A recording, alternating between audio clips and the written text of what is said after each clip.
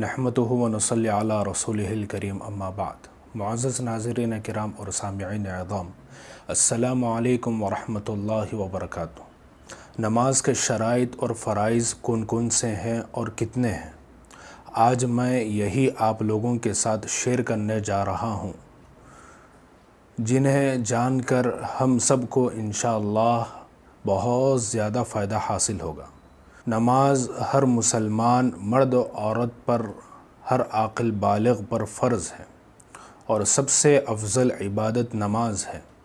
अल्लाह तबारक व तआला ने कुरान मजीद में इरशाद फरमाया, व अक़ीमुस्सलात व आतुज़्ज़काह वरकऊ मअर राकिईन।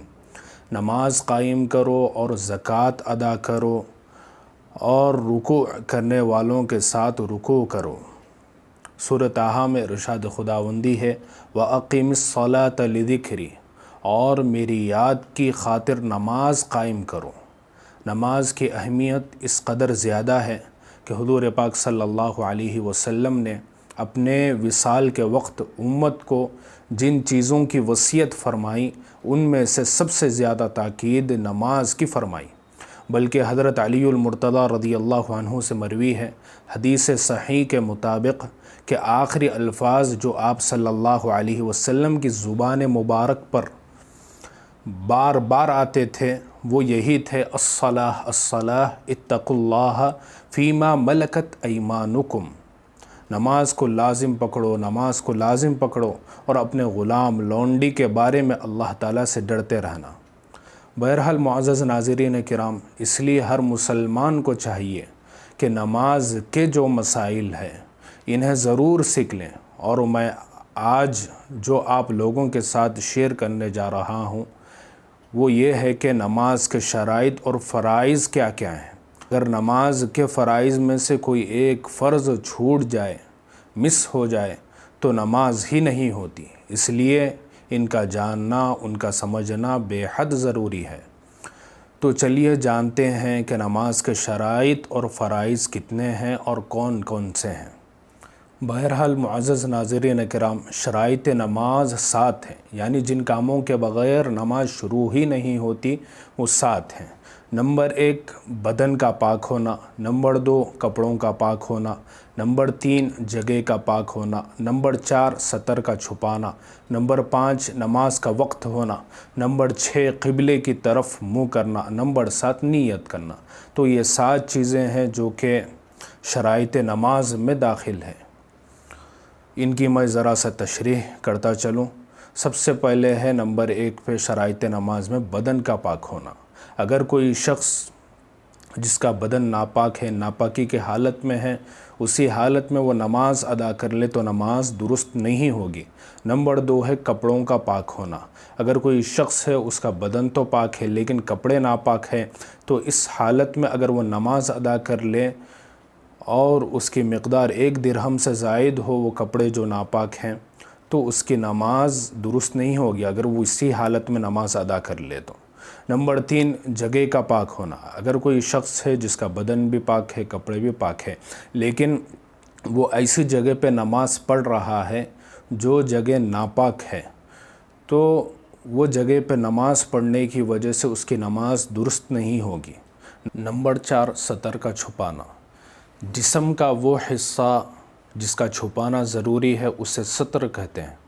मर्द का सतर नाफ के नीचे से लेकर घुटनों तक है और ये घुटने भी सतर में दाखिल है, जिसका छुपाना आम हालात में भी ज़रूरी है और नमाज में भी ज़रूरी है। और जबकि औरत चेहरा, दोनों हथेलियों और इसी तरीक़े से दोनों कदमों के अलावा सारा जिस्म उसका सतर है। लिहाजा नमाज के दौरान अगर मर्द और औरत के आज़ाए मस्तूरा में से किसी अज़्व का 1/4 हिस्सा ज़ाहिर हो जाए और एक रुकन की अदायगी की मिक़दार खुला रहे तो नमाज फ़ासिद हो जाएगी। यहाँ पर ख़वातीन एक मसला ज़हन में रख लें, औरत के सर के बाल भी सतर में दाखिल है। लिहाजा अगर नमाज के दौरान किसी औरत के कम अज़ कम 1/4 बाल खुल गए और एक रुकन यानी 3 बार सुबहानल्लाह कहने के बक़दर खुले रहे تو اس کی نماز فاسد ہو جائے گی، اور اگر دوپٹہ یا چادر بہت ہی باریک ہو اور ایسے بالوں کی مقدار کم از کم 1/4 ہو تو عورت کی نماز نہیں ہوگی۔ بہشتی زیور میں ہے کہ باریک دوپٹہ اوڑھ کر نماز پڑھنا درست نہیں ہے، لہذا اگر کوئی ایسی عورت ہے جو کہ دوپٹہ یا چادر بہت ہی باریک اوڑھے ہوئے ہیں اور اسی حالت میں نماز ادا کر رہی ہے، جس سے کہ بالوں کی سیاہی صاف طور پر نظر آ رہی ہے اور اس کا 1/4 حصہ نظر آ رہا ہو، تو اس سے اس عورت کی نماز درست نہیں ہوگی۔ نمبر 5، نماز کا وقت ہونا۔ اگر کوئی شخص ایسا ہے جو کہ مثال کے طور پہ ظہر کی نماز ادا کر رہا ہے لیکن ظہر کا وقت ہی نہیں ہوا، اس سے پہلے ظہر کی نماز ادا کر رہا ہے، تو اس کی نماز درست نہیں ہوگی۔ جو نماز کا جو وقت ہے اس کو اس وقت میں ادا کرنا یہ نماز کے شرائط میں داخل ہے۔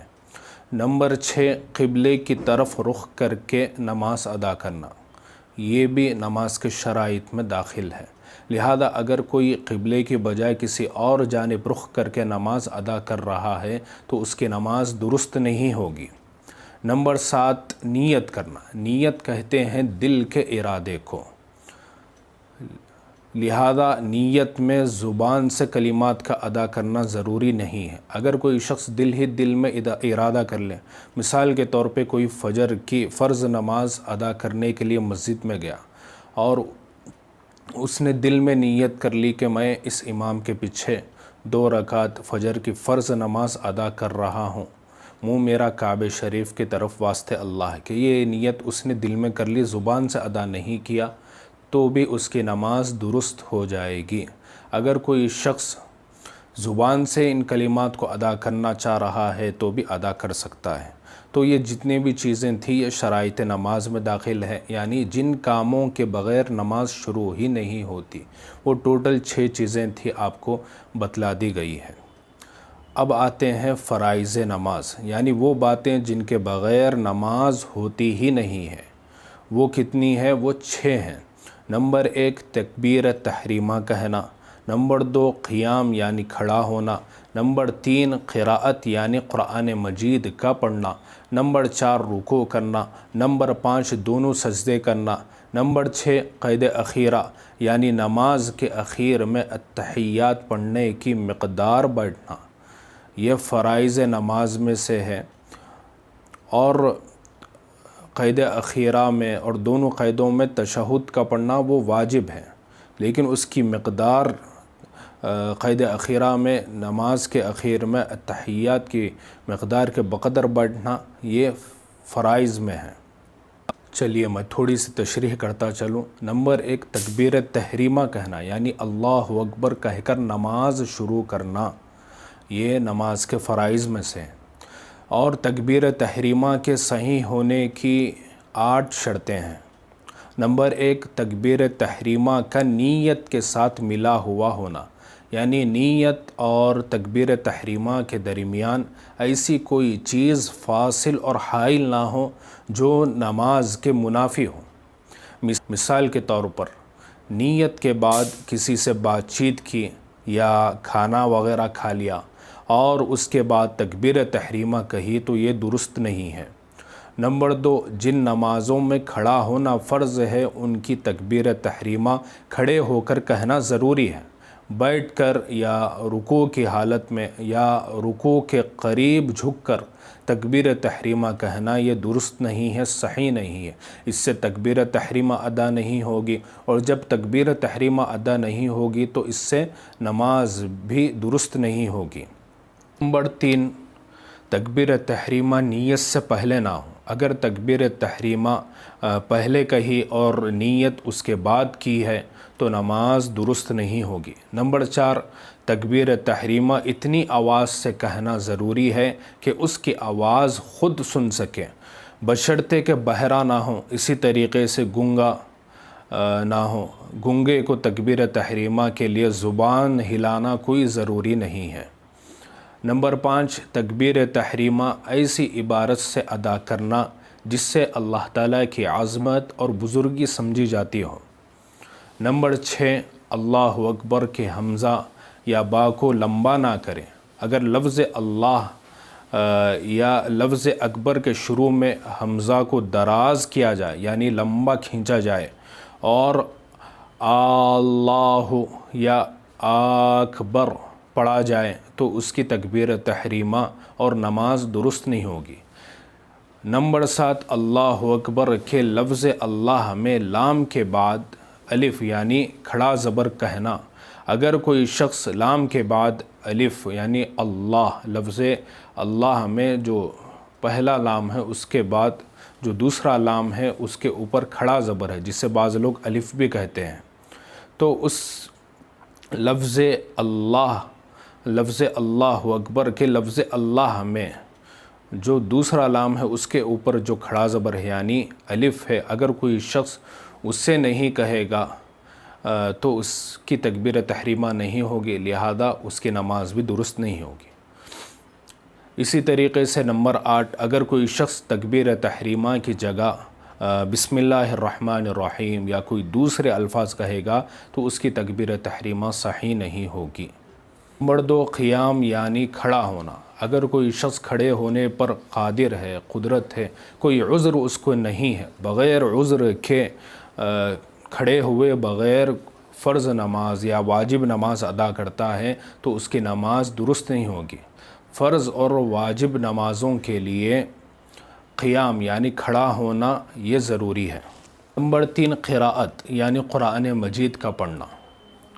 قرآن مجید کی چھوٹی 2 آیتوں یا بڑی 1 آیت جو 2 یا 3 آیتوں کے بقدر ہو تو اس کا پڑھنا فرض ہے، لازم ہے۔